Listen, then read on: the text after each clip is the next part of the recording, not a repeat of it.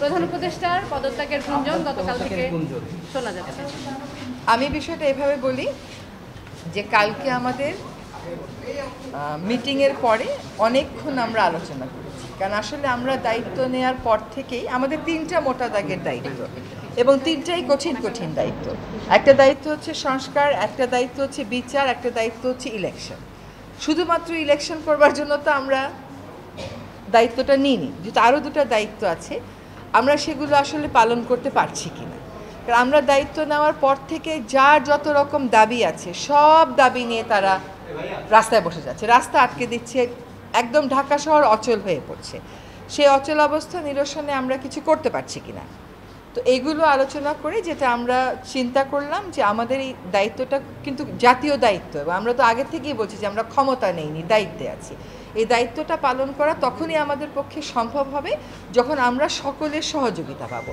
প্রত্যাশার বিষয়টা এক, আর দায়িত্বটা আসলে পালন করতে পারার বিষয়টা এক। প্রত্যাশা অনেকই থাকতে পারে, কিন্তু আমার তো একটা এনাবলিং এনভায়রনমেন্ট থাকতে হবে এই প্রত্যাশাটা পূরণ করার জন্য। তো আমরা চিন্তা করেছি যে আসলে আমরা পারছি কিনা, এই যে প্রতিবন্ধকতাগুলো হচ্ছে আমাদের এই বড় দাগের 3টা দায়িত্ব পালন করার জন্য, এই প্রতিবন্ধকতাগুলোকে আমরা কিভাবে মোকাবেলা করব, আদৌ মোকাবেলা করতে পারবো কিনা, যদি মোকাবেলা করতে পারি কিভাবে করব, যদি মোকাবেলা করতে না পারি তাহলে আমাদের কি করণীয় হবে, আমরা সকলে মিলে এটা চিন্তা করছি।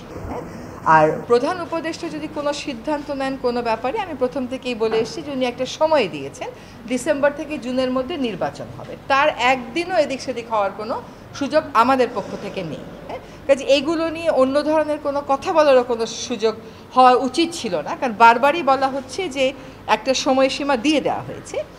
এখন কিছু কিছু গুরু দায়িত্ব তো আছে, সেগুলো পালনের সাথেও তো মাসের একটা সম্পর্ক থাকতে পারে।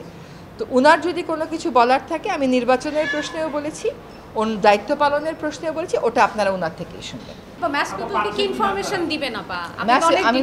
না, ম্যাস পিপলকে একই ইনফরমেশন, যে আমরা যদি আমাদের দায়িত্ব পালন করতে পারি তাহলেই আমাদের দায়িত্বে থাকাটা প্রাসঙ্গিক। যদি দায়িত্ব পালন করতে না পারি, আমাদের যার যার নিজস্ব অনেক কাজ আছে, তাহলে দায়িত্ব পালন করাটা আর প্রাসঙ্গিক থাকলো কিনা।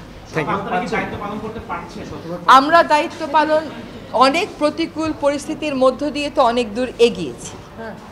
আমরা রিফর্ম কমিশনগুলো তাদের রিপোর্ট দিয়েছে, সেই রিপোর্টের উপরে রাজনৈতিক ঐক্য গড়ার প্রক্রিয়াটা শুরু হয়েছে, সকল রাজনৈতিক দল সেখানে পার্টিসিপেট করছে। এটা কি পারা না? এটা তো পারা। আমরা একটা নির্বাচনের সময়সীমা বলে দিয়েছি যে ডিসেম্বর থেকে জুনের মধ্যে অবশ্যই হবে, সেটাও একটা পারা। আরেকটা হচ্ছে বিচার, ট্রাইব্যুনাল একটা ছিল, এখন 2টা হয়েছে।